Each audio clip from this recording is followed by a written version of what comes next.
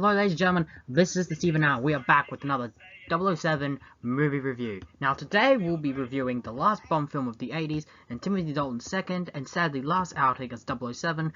We'll be reviewing 1989's License to Kill. Now this has always been one of my favorite films of the series and it's a film I've always enjoyed. But before that, let's get into a bit of background before we get into the plot and the cast. Now, when Living Daylights came out, it was a huge hit at the box office, and when the critics came to it, even though it was praised for being serious, and some did like Timothy Dalton's serious take, people had always criticized that it was too serious, and there was no fun in it. And people viewed at the time The Living Daylights being one of the most darkest films in the series. But when they come to this, they would be shocked. John Glenn gladly returned back to direct, and this time around, because of Timothy Dalton wanting to do a far more darker take, they decided that, well, that was the direction the film needed to go. So they decided for this film was to take in a darker direction. This film is also unique as it was one of the first time in the series where a title for a film wasn't taken from one of Ian Fleming's short stories. And of course, the term License to Kill is so synonymous with Bond, it made sense for a title. But back then, the title for this film was actually to be License Revoked.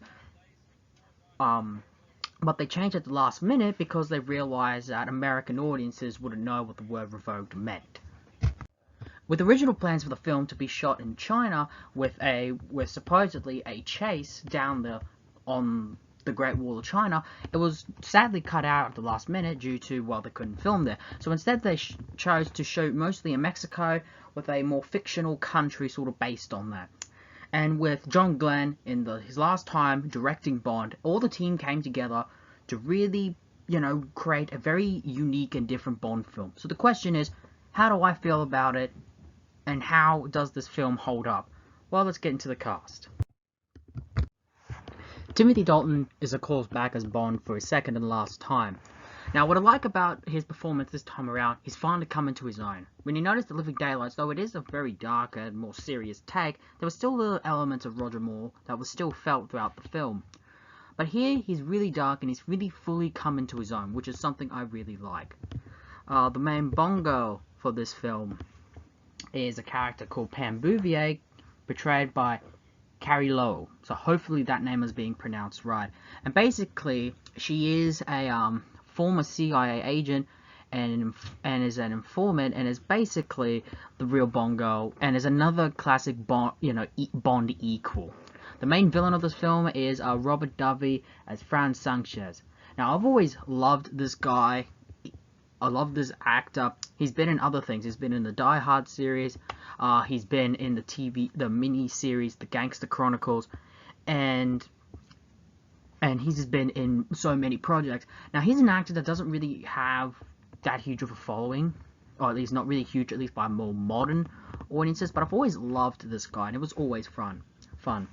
We also have the henchman of the film, Dario, portrayed by a very young Benicio del Toro before he was a huge movie star. So this was one of his first acting roles.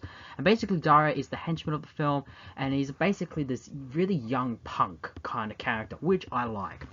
Here we also have Talisa Soto, portraying Lupi, is essentially the villain's mistress. And I will be honest, her acting here is honestly not really one of my favorites. And here, for the first time ever, we have a someone for once reprising the role of Felix Leiter, because as we all know, the character was always being portrayed by a different actor. Here we have David Hedison returning to play Felix Leiter, last seen in 1973's Live and Let Die. And it was said because out of all the actors, he was the one who really made an impact on the role.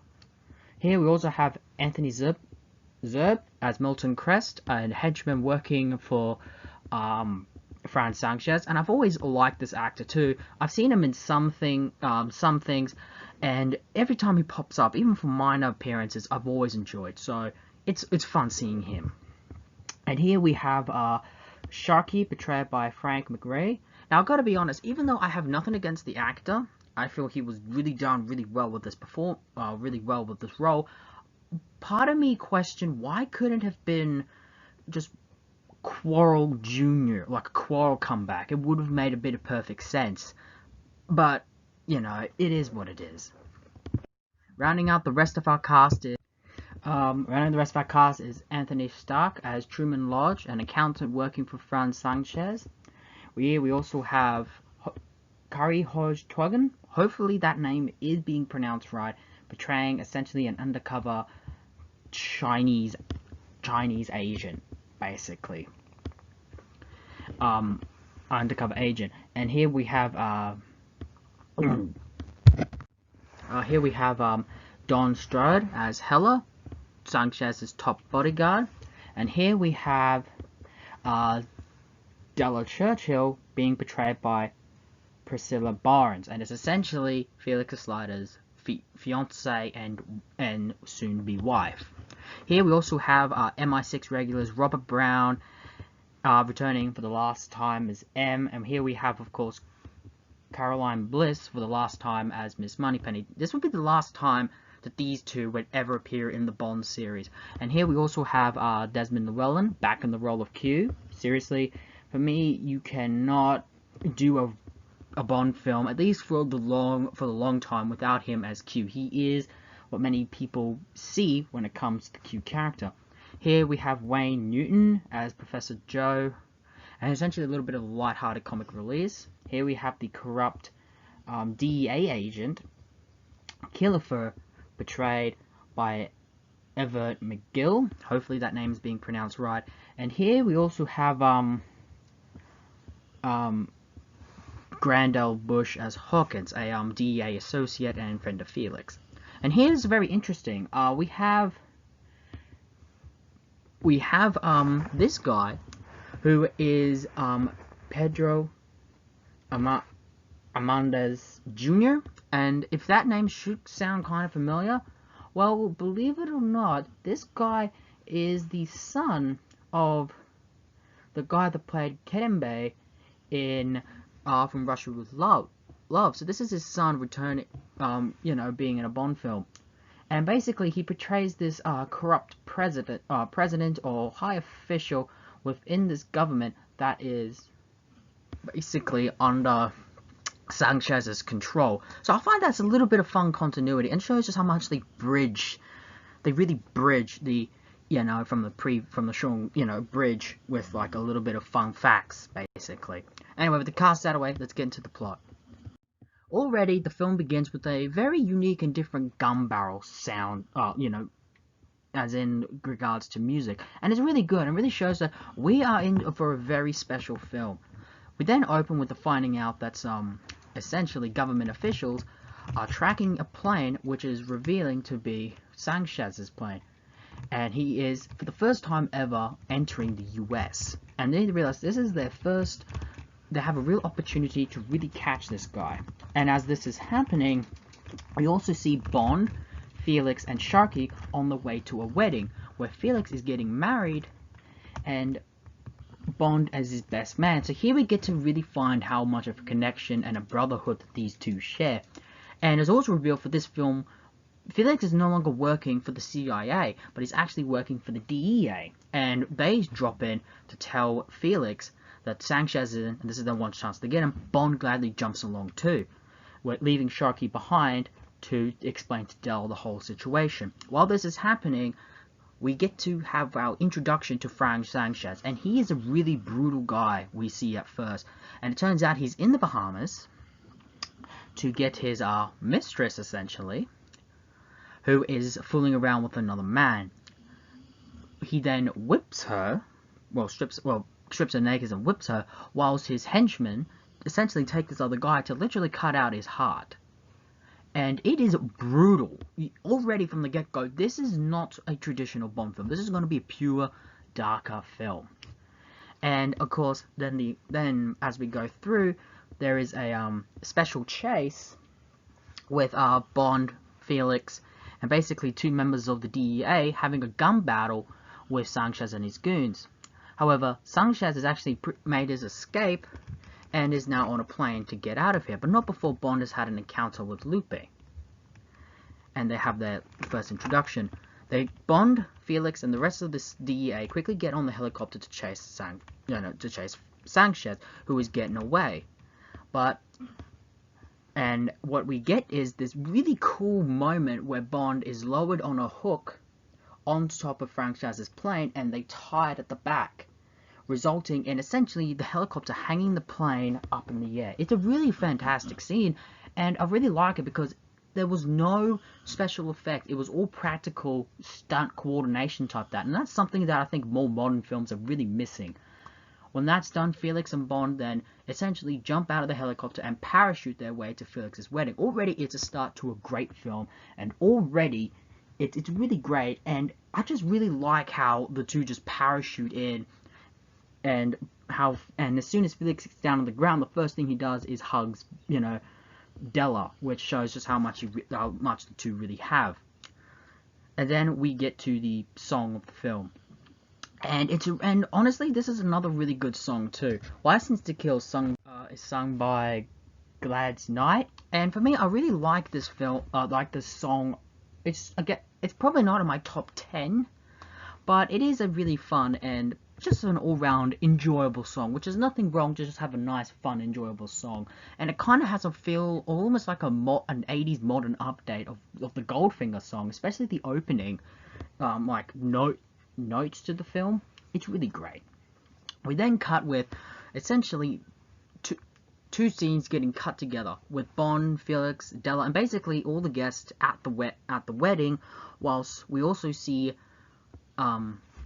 Sanchez getting transported by the DEA. Even though Sanchez tried to essentially get out of it by saying that he plans to bribe a person with $2 million to, if whoever springs him, even though one agent, Killfer, says, like, it's not going to happen, and that he's going to personally get to Quantico. I like the scene how Bond is at Felix's wedding, and as a gift, Felix gives Bond essentially a lighter with an engraving on it. It's really nice and really shows the friendship between these two. But if you're wondering what's happening to Sanchez, well, Killfer, as I said in the beginning of the film and casting, is a corrupt DEA agent who essentially helps Sanchez's escape in this bridge scene, which is really nice. It's a really fun scene and essentially causes his escape. We then cut to, it's nighttime now, and Bond's essentially leaving Felix and Della. And it's also shown that Della is also fond of Bond in a way, and essentially we get this very nice scene which essentially tells us that Bond was married once, but a long time ago. Essentially, it's telling us that this is essentially still the same character. Although I like to think that Timothy Dalton's Bond shares a bit of similarities, or at least I had similar events in regards to being married, having a wife. So I like to consider that. But it really shows a continuity here, and I really do like that they do like to keep some continuity with the Bond character going forward in the classic era. And it also just shows that Bond has never really fully gotten over his wife's death in a way.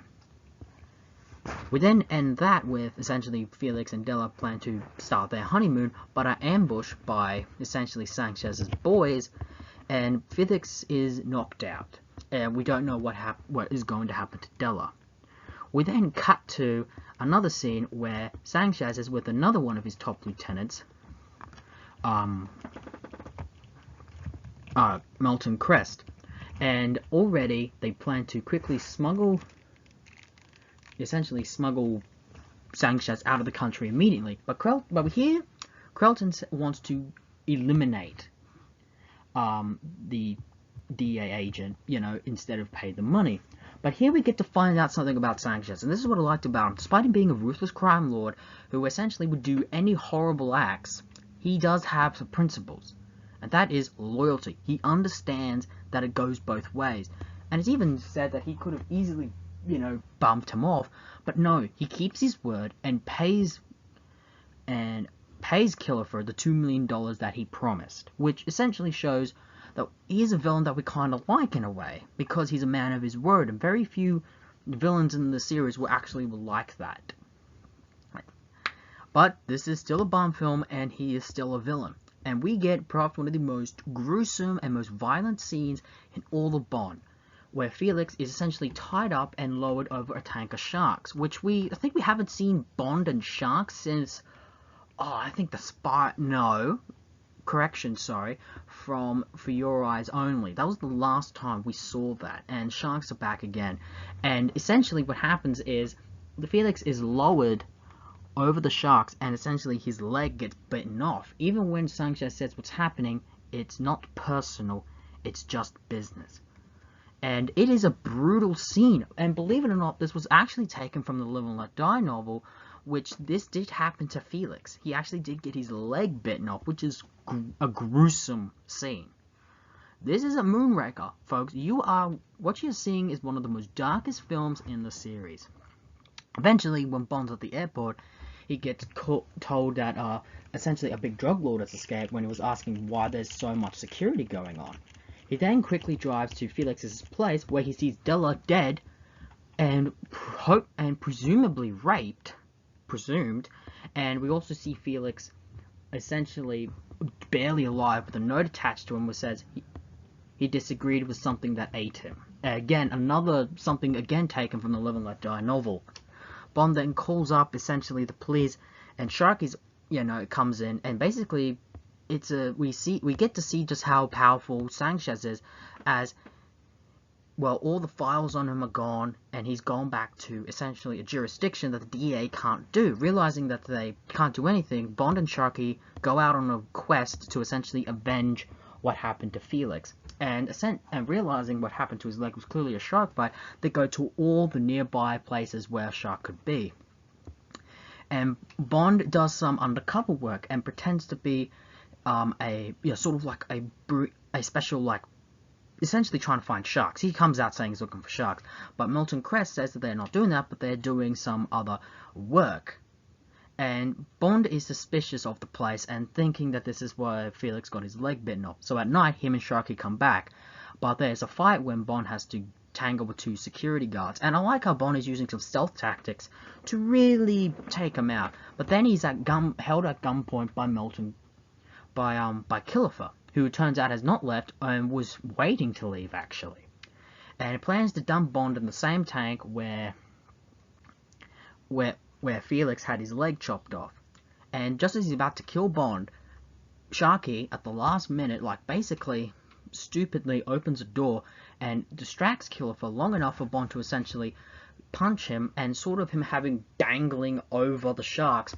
And even though Milton says he's willing to, that Kilifer is willing to split the money, which is $2 million, Bond doesn't, and simply throws the money at Kilifer, which he stupidly catches with both hands and falls into the tank, and the shark eats him. It's a brutal scene, and but it does have a little comedic moment when Sharky says that's a terrible waste. Bond looks at him and says, well, the money. I gotta admit, I got a little chuckles out of that. And just as Sharky and Bond plan to go out, further to find Milton Crest, obviously realizing the connection there, he ends up talking to another fellow DEA agent, and is essentially taken to this place where he meets M, who is ordering him to get to Istanbul on his next assignment. But Bond kind of refuses, saying that he's not finished there, and realizing that M is not going to essentially help him in any way, he gets his license revoked and essentially becomes a rogue agent. I love the scene here. Robert Brown is absolutely great in this role, and I like how this is very new. We've rarely ever seen Bond go rogue. He can be a rebel, but he's never gone full rogue against the government. So I love this for that fact. I really do. And as we see this, Bond slowly gets his way onto essentially a ship that Milton Crest is on, and starts to interfere with Sanchez' operations, essentially destroying his drug operations. And whilst he's on the ship, he runs into Lupe. And we get to see him really do this really dark moment where he essentially threatens to kill her at knife point. Something I don't think Roger Moore could have done, and something even I would have questioned if Sean Connery could have done. Maybe he could have, but again, this just shows us how dark the Dalton's Bond is. We eventually get the scene where Bond finds out Sharky's dead, and one of the goons mockingly said, well, this guy's name was Sharky anyway. And I like how Bond immediately comes out with the harpoon and fires it at the henchman out of pure rage. Again, I think that's what I love about Dalton. You can really just show just how aggressive and dark his take was. We eventually get this underwater fight scene to this, eventually him essentially skiing behind a plane as it has a bunch of cash, and Bond kicks out the goons in the plane and flies the plane off with all the cash. It's a really fun and great scene, and it's really is set in the world of realism, and I like that. Now, even though Bond has done that, he has no more further leads, and since he's rogue, he can't go to his fellow government. So what does he decide to do? He goes back to Felix's place to do some research, well, investigating for a possible lead, and finds out all possible informants have been killed, except for one, and is currently active and tries to meet her at a bar. And here we meet Pam Bouvier, the real Bond girl of the film. And here I really like how, you know, it's all done. And here Dario comes in too, and it's a really nice fun scene. And of course it is a bar and it is an action film, so a bar fight, you know, busts out. And I like how we get to see Pam Bouvier as she's a real capable woman who really knows how to handle her firearms. And we also find out she used to be an essentially DEA or CIA agent and works in a informant, and is also a fighter pilot. Again, showing that she's a real tough girl who could really handle herself in a fight. Bond and her make an escape, and essentially she gets roped in to help take down Sanchez, essentially to be a two-man team. And too, there's a bit of a romance scene that blossoms.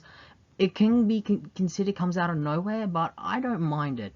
We also get to see a scene back in London where it turns out Ms. Moneypenny is worried about James Bond, but M has sent in his best man to bring 007 back.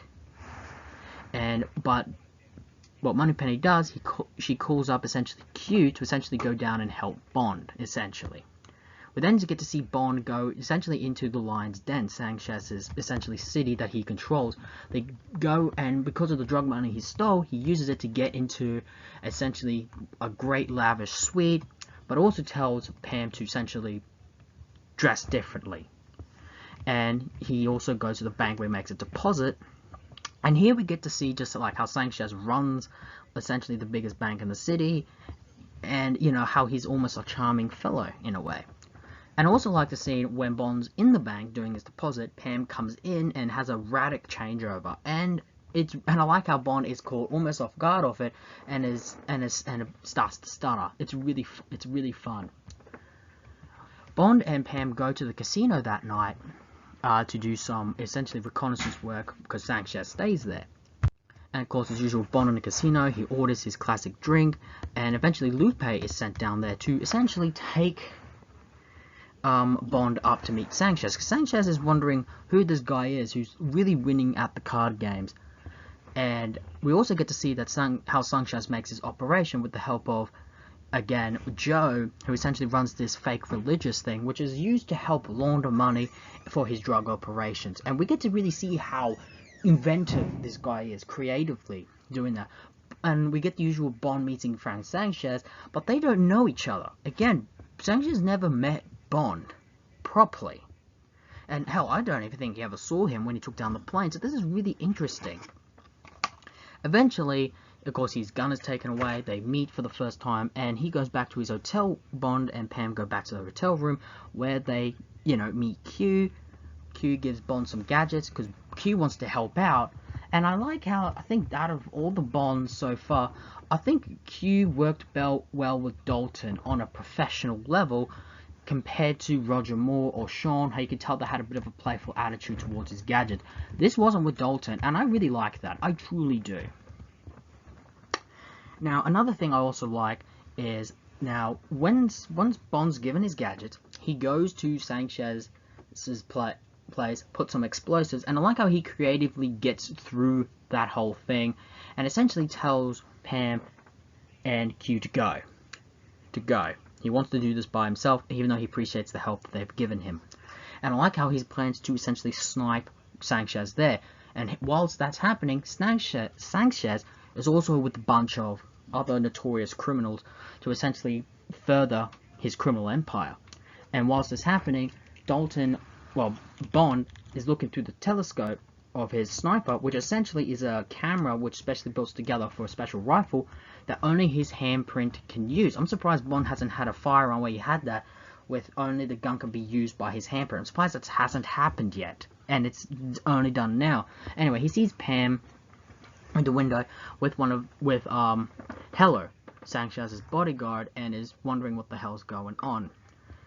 What ends up happening is, as Bond plans to assassinate Sanchez, and he's close, but he is stopped at the last minute by a pair of ninjas who incapacitate him and take him to this place, where we found out that essentially they work for this undercover guy, and another British agent is also there, plans to take Bond back to London. However, believe it or not, Bond is saved by Sanchez at the last minute, and essentially the British agent, the undercover person, and the two ninjas are all killed. And Bond assumes that it was them who tried to kill him, not this guy. He then frees him, and essentially Bond, realizing that he's now in the lion's den, he's in Sanchez's home, and it's a really beautiful home, and it was actually owned by one of Cubby Broccoli's friends. It's a beautifully stunning house, I will admit, and I would love to retire there one day. Who knows, maybe not. Anyway, we then get to scene where Bond tries to pass himself off as an ally to Sanchez, saying that he used to be a member of the British government, might as well give it up, since Sanchez will find out anyway, and because he knows Sanchez thing for loyalty, tries to throw doubt at some of his men for possibly selling him out. For selling him out and betraying him. I like that aspect of that, and really is a far unique plot. Originally he planned to kill him, but instead this happens. But instead he's thrown into this scenario, so instead he tries to do it that way. Bond then manages to make his way, after this encounter with Sanchez, makes his way with the help of Lupe back to his hotel room, where he encounters Pam, but it turns out that Pam was with Heller to negotiate a deal, as Sanchez has some missiles and is threatening to fire them. And because of Bond's interference, there may have been some things that have been blown up. So it's showing that Bond's vendetta to take down Sanchez is showing some consequences. Not only is he starting to alienate himself from Pam and Q, but he's also preventing another operation. So I really like that we are seeing some consequences here. With that, they plan in motion to frame Milton Crest for essentially selling Sanchez out and trying to kill him. And because Sanchez and of course Milton explains the story what happened on the boats, but no one's going to believe that, and they planned a whole bunch of money that essentially is showing that Sanchez what he tried to keep. And it leads into this brutal scene where Milton is put into this essentially vacuum sealed thing that essentially results in Milton having his head explode. It's a gruesome scene. Again, this is not No One Does It Better. This is not Moonraker. This is not a Roger Moore film. Dalton's film is going into heavy, dark, violent territory. And what we're essentially seeing is the original source material. Bond makes his way back to Sanchez's place, where essentially Sanchez rewards him for the information, and essentially invites him to come to see his major operation. And of course, Bond beds Lupe. Lupe makes his way to Pam, and this is an awkward acting scene where it's essentially showing Pam getting a bit jealous towards Lupe for sleeping with Bond. I kind of admit that kind of does lose me a bit. But what ends up happening is Bond is going to essentially to Sanchez's operations, where he's essentially plans to smuggle in all the heroin through customs, through essentially oil trucks, gasoline trucks, and the operation is under essentially a cultural grave religious place sighting, and Pam, with the help of Q, gets in, and essentially when Bond is sort of fingered by Dario, because up until this point Dario hasn't been seen until this part of the film, other than the bar fight and pretty much the opening. When this happens, Dario realizes he's an informant, and Bond essentially causes a fire within the place. Sanchez then plans to kill Bond, and essentially Dario stay behind to make sure Bond gets killed. Sanchez basically makes his escape, but his paranoia with everyone essentially out to get him, and and basically his love for loyalty is turned against him. He ends up killing Heller and takes the missiles. He, along with his accountant, who is that who I've said is in the beginning of the film, in the casting, essentially make their escape. Bond is saved at the last minute by Della, and Dario ends up falling into this grating thing, which was where Bond was about to go. Almost, I should say, because he was saved at the last minute. It's a brutal and really dark way for a villain to go. And what we get is this awesome tanker chase with Bond and Pam essentially trying to catch up with, Sanchez and his crew with all this tanker trucks. And it's a really great, fun fight scene where he's essentially going truck by truck, trying to get closer to Sanchez.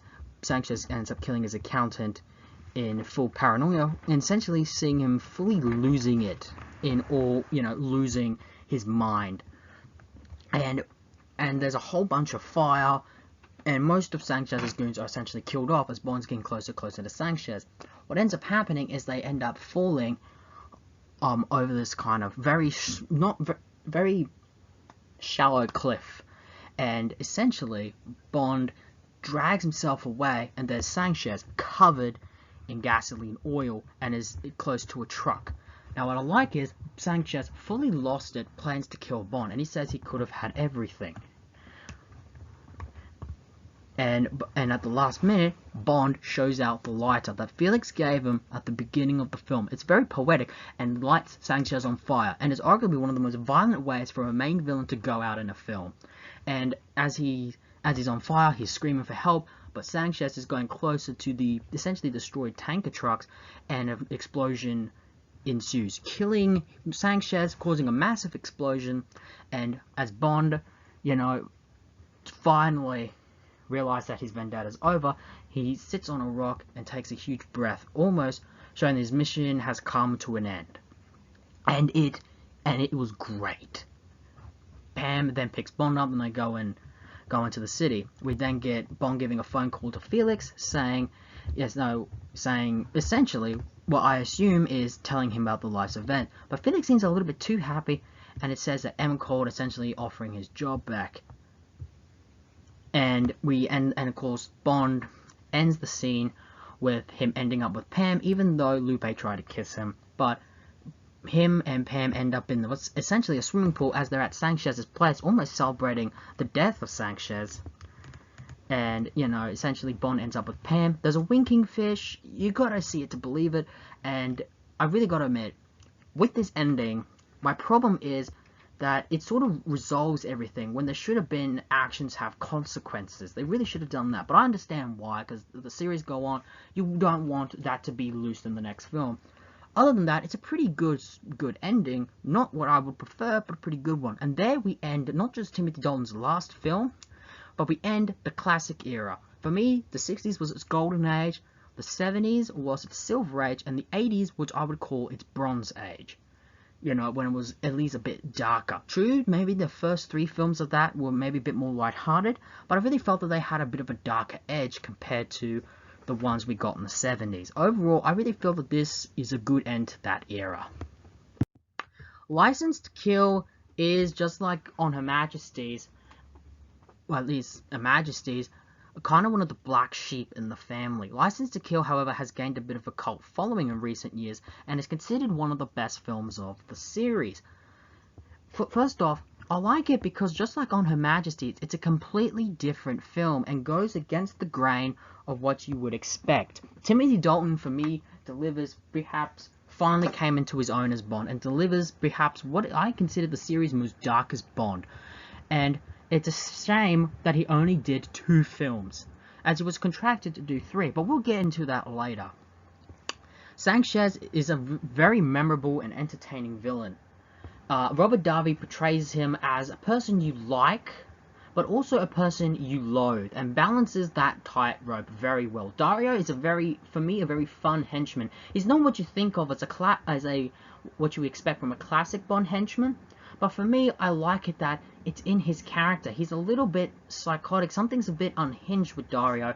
And it's also seen that he's pretty much nothing more than a Latin thug who rose up in the ranks to become essentially Dario's trusted enforcer because of his loyalty to Sanchez. Again, most of the villains that surround Sanchez, or his people that surround him, you don't really think to be necessarily a Bond villain, but that plays into, you would imagine, that these two stuck around with Sanchez. They stuck around with him, they knew him when he was nothing, and because of that loyalty, he repays it, and that's really fun about his character. Pam Bouvet is another Bond equal, and I love her use of firearms here, and she could really handle herself. And the fact that she's a fighter pilot, I admit, does make her a bit more colourful. However, there are some things I gotta address in the film. Low-pays actress's acting, and it is painfully wooden. But I can excuse it. This film is really great as it goes against the grain. We get a Bond revenge story. Bond going rogue. The first time in history that Bond had that, where he went rogue, he's going on a revenge quest. And this could play into, if you think about it, Bond going rogue to avenge Felix getting injured and Della's death, could be to some of his unresolved issues towards the death of his wife that he never fully got over. Overall, this is a really dark film. People also criticize it for being too similar to an action film and heavily influenced by Scarface and Miami Vice. But if you think about it, every time Bond films have always been influenced by films of the times. Hell, the Roger Moore's films, we were influenced by the blaxploitation films, the karate films, and Star Wars, for Christ's sake. And for me, I don't mind it. It fits with the dark tone. For me, I consider that out of all of Timothy Dalton's only 2 films, License to Kill, I think, will be his best acting. He fully came into his own and has fully established his take. And for me, I love it. For me, this is a film that is in my top 10 to around my top 10. It is a really great film, and I understand people may not like it because it's not a traditional Bond film. But because it's not a traditional Bond film is the reason more to see it, because it is different, and that is something I think needs to be viewed and experienced more these days. And yeah, that's License to Kill. And there we have it, that was License to Kill. For me, Timothy Dalton's greatest Bond film, and sadly his last. I'm really upset he didn't get to do a third film as he really should have. This film is completely different, and for me, it's gained a cult following. Not as on the same level as On Her Majesty's, but a really great film overall. Now, at the time at the box office, this film did not so good. It didn't flop, but it didn't make as much money as The Living Daylights. Also, it was at a time when the box office was heavily saturated with other big blockbusters like Batman and Indiana Jones and the Last Crusade, which ironically had Sean Connery, the original Bond, in that film. So how about it? Also, the studio was going through a bit of a difficulty that was essentially producing the films, and as a result, because of rights, they had, at the time, the longest gap for a film in the series. 6 years. And during that time, Timothy Dalton would step down from the role, probably sick and tired of waiting. Like I said, I really wished that we could have at least seen Timothy Dalton do his third film, but sadly, it never happened. And as a result, audiences wouldn't see Bond again until 1995's GoldenEye, which would begin the Pierce Brosnan age. So, stick around until we review that film. Until then, this has been The Hour, the Steven Hour, and ladies and gentlemen, so long for now.